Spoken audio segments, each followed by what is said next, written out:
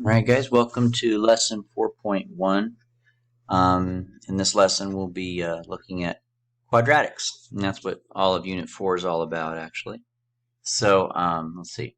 Today we're going to talk about what is a quadratic equation. There are two ways to write a quadratic equation. One is in standard form and one is in vertex form. And we're going to talk about how you can tell which is which. And then finally we'll close off with looking at how do you solve quadratic equations when you're in standard form. Okay. Why are we learning this? Because the ability to solve quadratics allows us to find the x-intercepts, okay, and which is helpful for graphing. So basically, the reason we're learning is because part of algebra is learning how to solve for x, but also it helps us with graphing, which we're going to get to a little bit later. All right, so what is a quadratic equation? It's a polynomial function. Now, you might not remember what a polynomial is, but a polynomial is basically anytime you have a variable, maybe a power, and maybe a coefficient put together as one thing, and then adding a bunch of those together. That's what a polynomial is. But a quadratic equation is a polynomial function in which the highest power is a power of 2. Okay? And the way that it's written here on the left is what we call standard form. However, there is the vertex form, which is another way to write it, and that's this one over here. Okay, it's called vertex form because whenever a quadratic is written in this format, you can see what the vertex is. We'll get to that a little bit later. Now, something that should look a little familiar. You probably have seen it even all the way back into junior high, and then you probably saw it a few more times even here in high school. It's the old quadratic equation. The quadratic formula is something that helps us to solve a quadratic equation when it's equal to 0. So if we have a quadratic equation in standard form and it equals 0, then we can find x. Now, just to kind of give you guys a little bit of background here, usually what we have is we have it being equal to y, not 0. Okay. Now, what we're doing then is we are replacing the y with 0. So now, whenever you are on a graph, the places where y equals 0 are on the x-axis. So basically what we're doing here is we're finding what values of x will give us a y value of 0. And that's what this formula does. What values of x give us a y value of 0? Now on a graph, that means where does the graph touch the x-axis? Okay? And that's what quadratics look like. They look like little U-shapes. So the quadratic formula is a way to solve for x when a quadratic equation is set equal to 0, and it's in standard form. But it's also a way to find the x-intercepts, because that's where y equals 0. Okay? Now, something to review from Algebra 2 here is that when you take the square root of a negative 1, or any negative number, you end up with an imaginary number. So the square root of negative 1 is I. Now, if you square both sides, the square cancels out the root, and you're left with just negative 1 on the left, I squared on the right. And so this is the definition of an imaginary number. The square root of negative 1 is I, and I squared is equal to negative 1. So let's remember that. That will come in handy as we go along today. All right, so we're going to actually start solving some problems here. So what I've given you is I've given you a quadratic equation. How do you know it's quadratic? Because it's a polynomial with a highest power of 2. And it's in standard form. And you could tell that because we have the old pattern here of ax squared plus bx plus c. Just letters and different numbers, right? All right. Now, it wants us to solve for n if the function equals 0. So in other words, we are replacing the f of n with 0. So this step I'm going to do just as a formality, but it's not something you really necessarily have to do. Just so the only reason I'm doing it just because I want you guys to realize that you're only allowed to do the quadratic formula if this thing equals 0. Okay, if it doesn't equal 0, then we have some other things to do. And there's just a number over here, you just have to subtract it over so you get 0. So basically, in order to use the quadratic formula, you have to have everything on one side equal to 0. All right, well, now that we've done that, a good place to start would be identifying what our A value is, our B value, and our C value. The A is the one that's next to the squared variable. The B is the one that's next to the non-squared variable, and the C is the one that does not have a variable. Now, whenever it comes to doing this little formula here, I advise all students to start off by writing out the quadratic formula. We're doing n instead of x, n equals. By starting out by writing the quadratic formula, but wherever there's an a, b, or c, just put some parentheses. So negative b plus or minus the square root b squared minus 4a times all over 2 times a. So I would start like that. The reason I think that that's a good idea is because when you're plugging in negative numbers, if you don't have those parentheses there, it just causes some issues with the way it looks. Students accidentally leave negatives out and stuff like that. I think it's a good way to start writing those parentheses out. All right, so let's do that. I'm going to plug the b in first. So the b is negative 4. That's going to go in the first two spots. And then you're going to plug in the a, which is negative 6 in the next spot. And that also goes on the bottom. The last thing we plug in is the c, which is negative 2.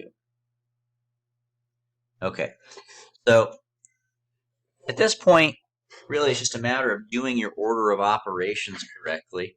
Now I'm going to give you guys the way that I go through this, and it's kind of up to you how you want to do it, but if you follow my steps, you'll probably be safe every time. How I do this is I simplify 4 parts. I do this part, this part, this part, and this part. That's the first thing that I do. I focus on those 4 parts. So if I do that, the double negatives on the very first term there become a positive. So now I've got 4. When you square a negative 4, it becomes positive 16. Bring down the negative. And then we're going to multiply 4 times negative 6 times negative 2. So negative 6 times negative 2 is positive 12. If you multiply that by 4, you get 48.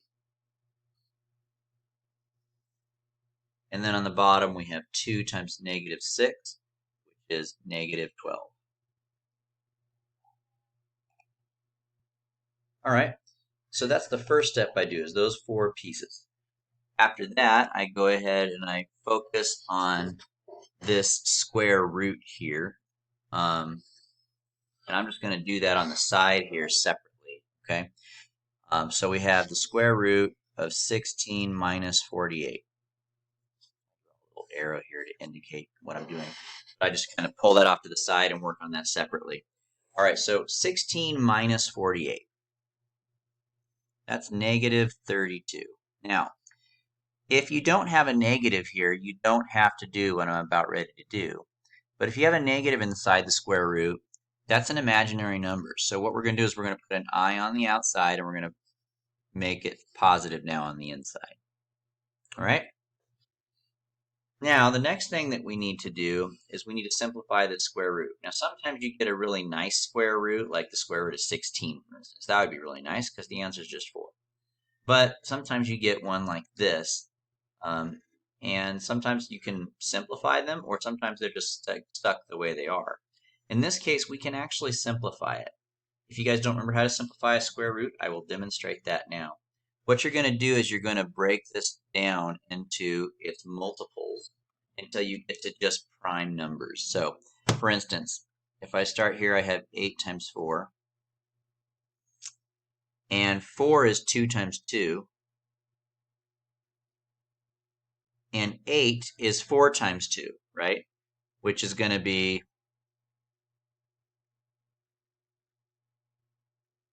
the 4 makes 2 more 2's.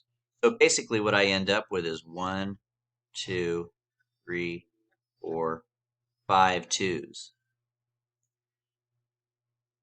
I'm running out of space here, so I'm going to have to clean this up a little bit. But basically what you do is just keep factoring out the number until you break it all the way down. So we got 32 to be basically the multiplication of 5 2's. And then what you do is you go ahead and what a square root does is it identifies what number times itself makes the given value, right? So what we do is we look for two pairs of numbers where you have a number multiplying itself, like right here. And for each one of those, you can take that number out once and cross off the pair. Okay?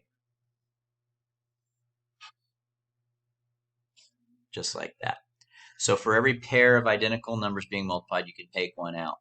And that leaves us with two 2's on the outside and an I. And we multiply those three things together. So we get 4I. And on the inside, I have a 2. So I have completed the process of solving that square root now. Now I'm ready to move on to the next step.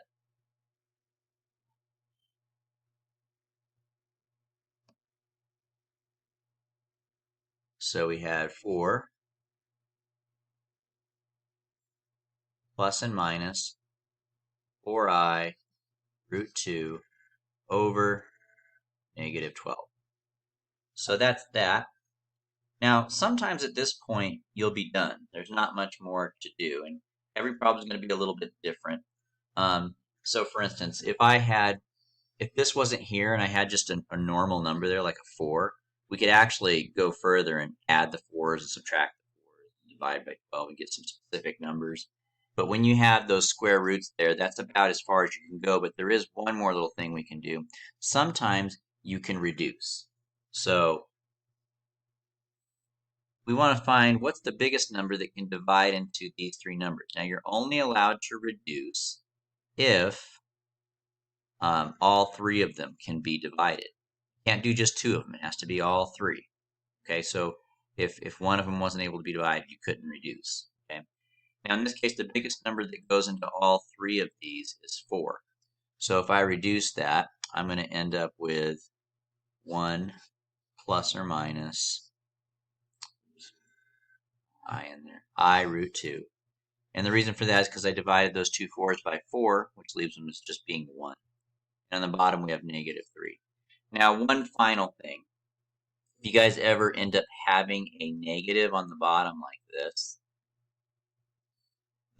typically we don't leave fractions as having negatives on the bottom. So what we'll do is we'll take it off the bottom and move it to the top. And that's totally legal because, for instance, if I were to tell you guys 6 divided by negative 3, what's the answer? It's negative 2, right? What's negative 6 divided by positive 3? It's also negative 2. So when it comes to a fraction, it doesn't matter if the negative's on the top or the bottom. You get the same answer either way. And so what we do is we just move it up to the top. Now typically, when you do that, you would have to do it to both terms on the top. But since the second term is a plus and a minus anyway, it doesn't matter because it's already both signs. So this would be our final answer here. Okay?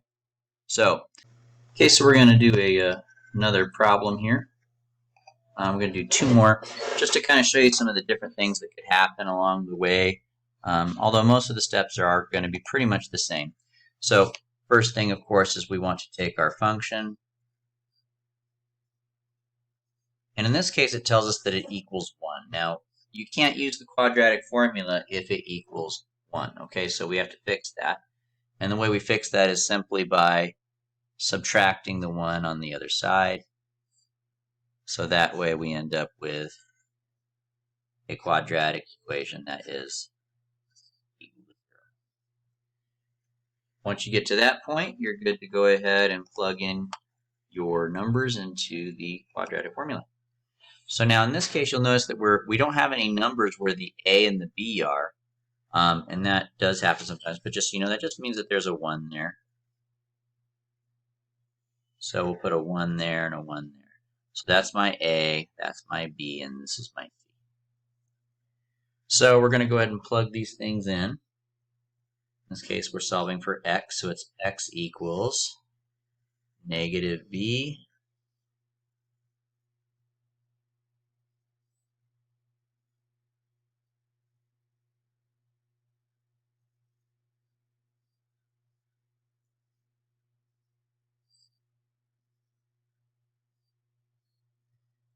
So we're going to plug in the b, the a, and the c. All right. So the first step is going to be pretty similar. We just go ahead and simplify these 4 groups. If I do that, I end up with x equals, I don't want to do x equals negative 1 plus and minus the square root of 1 minus, and then 4 times 1 times negative 3 is going to be negative 12. So notice we have double negatives there. Double negatives, as you guys know, become positives. So I'm going to add these together. Now in this case, the reason I gave you guys this example is just to show you we end up with the square root of 13 there if you put the 1 and the 12 together. And whenever that happens, whenever you have a square root of 13 or something else where you can't really break it down and take out any pairs, then you're done because you can't simplify the square root. And since you don't have a number in the front here, you can't really reduce either. So whenever you have a basic square root that cannot be simplified, that's where you'll stop.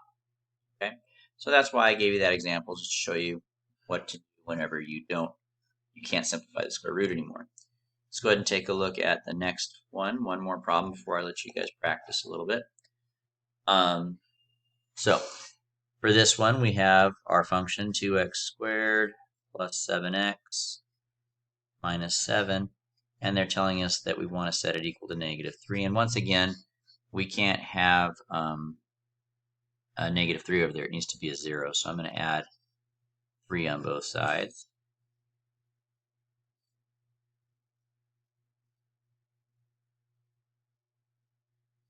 Negative 7 plus 3 is negative 4. And there's my A, there's my B, and there's my C. All right, so we have our quadratic formula. Once again, we're solving for x. So it's negative b plus or minus the square root b squared minus 4ac all over 2a. Plug in my b first, followed by my a, and then my c. All right. So now we have x equals negative 7 plus and minus square root of 49 minus, multiply all that together, I'm going to get 60 times 2, which is negative 32 over 4. All right. At this point, what we do is we go ahead and simplify our square root as much as we can. So what's 49 added to 32? I believe it's 81 if I'm not mistaken. Now that's why I included this problem. So when I take this, the double negatives become a positive, and so we end up adding them and you get 81. Now sometimes you end up with a nice perfect square root like that, and you guys know the answer to that is 9, right? So sometimes that happens. You end up with a nice perfect square root. When that happens, what I encourage people to do is you need to split it up into 2 problems, because now we can actually combine these things. Now we can actually combine these things together. So we have negative 7, and we're going to have one where we add the 9. And then we're going to write it again, but one where we subtract the 9 because it's plus and minus, right? So you have to do one for each. We didn't do this with the last problem because they both had square roots, and you can't really do any simplifying when there's square roots like that. So let's do the one on the left there first. -7 plus 9 is 2. So I end up with 2/4. That's for this one. And then for this one, -7 minus 9 is -16/4. And both of those can be reduced. So we end up with two answers, a half and -4. So we have two answers for this problem. Okay. All right. So that is pretty much all you need to see. I'm going to go ahead and throw a couple at you guys here. Go ahead and pause the video and try these three problems, and when you unpause it, I'll have the solutions up for you. Okay, so here's the solutions to those three questions, left to right. For number one, you should have gotten -1/4 and 2. For the second one, you should have gotten 3 plus or minus square root of 2/7. And for the last one, you should have gotten 2 plus or minus I square root of 15/8. The two in the middle here, we have to reduce to from this step to this step. And in both cases, it looks like we reduced by 2. And I've also shown my work for how I broke down the square roots on the side. Okay, and that's that. So if you need to study this a little bit longer, see what you might have not gotten right. If you missed something, go ahead and pause the video. But I'm going to be moving on here. All right, so here's example 2. Now, example 2 is a quadratic equation that's not in standard form. It's not, and once again, I mean, basically you can say it's a lot like the other one where the problem is that it's not equal to 0. So basically all we need to do in this case is move everything over to one side. So I'm going to start by subtracting the 4n squared on both sides.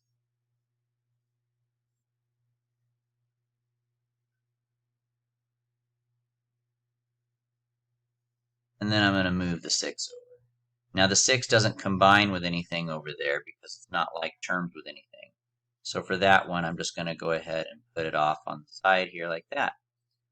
And now it's in standard form, and at this point we would solve like usual. Now I'm not going to actually solve the problem, but I would like you guys, and you don't have to either. I just want you guys to know how to get it into standard form. Now on your homework, I do want you to go ahead and solve it, but for class today, just to kind of keep things going quickly through the lesson here, I want to make sure that you guys are actually able to change it into standard form so that you can solve it if necessary. So let's go ahead and have you guys try one of these. Once again, you don't need to solve it here in today's notes. I just want you guys to put it in standard form. Pause the video and give it a try. And there you guys have it. So just should have added the 11 over and combined that with the 137, followed by adding the 5a over and putting them in the correct order there. And that's it. You could solve it like normal from here, but like I said, we're not going to do that for this problem. We're going to move on to one more thing for the day. Now, if you're ever missing one of the terms, like we talked about standard form earlier, if you're ever missing one of these, then it's a 0. So if you don't have a C, then it's a 0. And if you're missing a B, the B term here in the middle, if there's nothing in the middle, then that would be 0. If you're missing this, then it would also be 0, but that would be kind of silly because if you're ever missing this, then it's not a quadratic equation anymore. That would be a linear equation. That would be mx plus b. You kind of need this one in order for it to be quadratic. Technically, you can say it that way if you want to. All right. So let's go ahead and take a look then at these problems. Now, in this case over here, we could solve this using the quadratic formula. I'm going to show you a way that you can do this, but you don't have to do it this way. I'll show you an easier. So what you could do is you could add the 7, and don't write this down, just watch, because I'm going to show you a better way to solve this in a second. You could add the 70 over like that.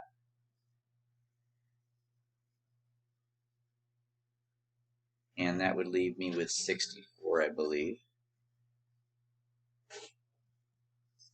And what that means is that A is 0, I'm sorry, A is 6. It means that C is 64. And since we don't have a B term, we don't have a term with just an N in the middle, that means that B equals 0. So you could literally just use the quadratic formula for that if you wanted to, and that will work. And the reason I'm telling you that is just so that you have options to try. However, I want to share with you guys another way to do this one. If you ever have a quadratic formula that is in this form, where there's no B, then it's actually a little bit easier to solve, or a little bit less work, I should say. Instead of using the quadratic formula, what you could do in this case is just get the x, or the n, I should say, by itself. So let me show you what I mean by that. All you really need to do is add the 6 over, and this is where you would start writing, because this is the method I would encourage you guys to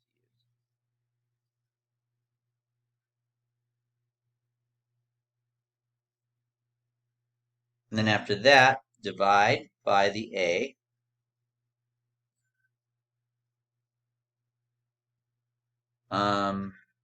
Now I'm going to leave these as fractions. Technically, you could change them into decimals, but on your test, it's probably going to be written as fractions. And we're going to need to reduce these things a little bit. So that's going to be, I think 2 goes in the top 32 times, and 2 goes in the bottom 3 times.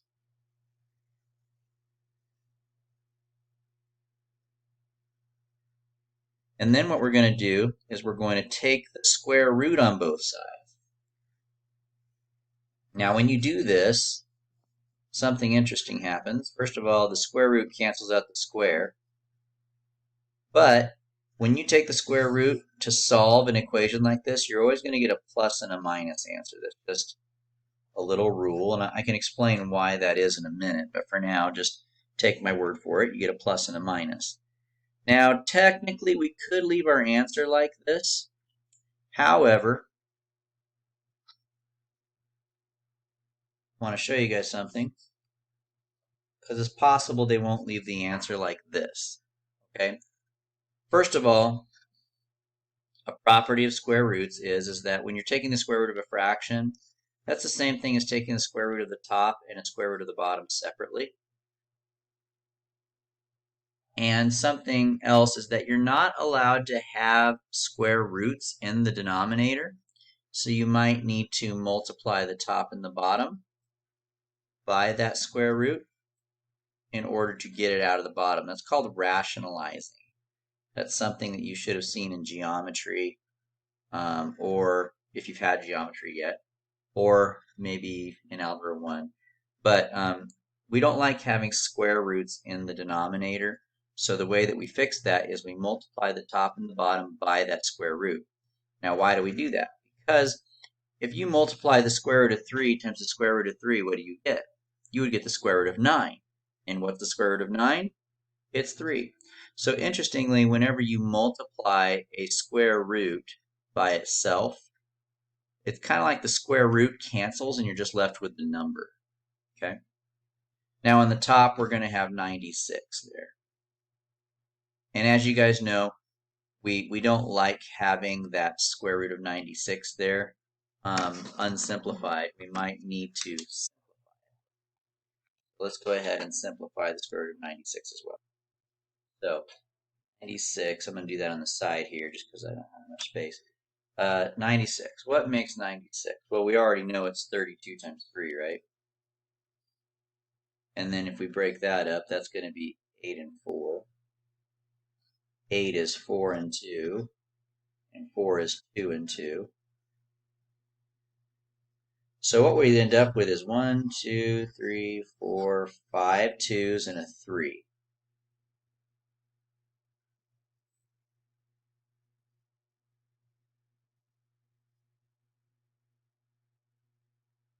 And what we're going to do is we're going to take out the pairs. Okay, so we have a pair of 2s here. I can take a 2 out.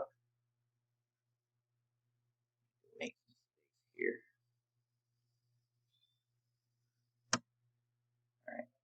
And then I've got another pair of 2s here, so I can take another 2 out. And so I'm left with 4 on the outside and 6 on the inside.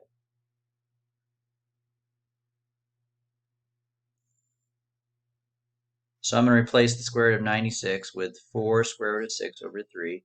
And sometimes, not in this case we can't, but sometimes you can reduce these two numbers if possible. But that's not necessary here. So now I made this problem a little bit trickier because I wanted to show you the thing where you get the square root off the bottom. But sometimes it'll be easier than that. Okay, so you don't have to do all that crazy stuff. What I really want you guys to get off of this problem is to solve one like this, where you don't have a b. It's as simple as adding, dividing, and square rooting. Don't forget your plus and minus. Now the problem, though, is that if you ever have a fraction, you're going to have to do this process where you take the square root of the top and bottom, and sometimes you'll have to, if it's not a perfect square root on the bottom, you're going to have to go through this process to get it simplified. Okay, but that's kind of like secondary. It's not very important. What I really want you guys to know is that when it's in this form, it's as simple as add, divide, square root. Okay, so let's have you guys try one of these. Go ahead and see if you guys can simplify this problem here. So for you guys' problem here, it's a little bit simpler than mine was. We subtract the 2, we divide the 3, and then we take the square root. Don't forget to have your plus and minus. That's the one thing I want to make sure you have. And 35, when you take the square root of that, that doesn't simplify. Nothing you could do to simplify that. That's already as easy as it gets. So that one's done. And that's where we'll stop for the day. So hopefully that was helpful, and we'll see you guys in class.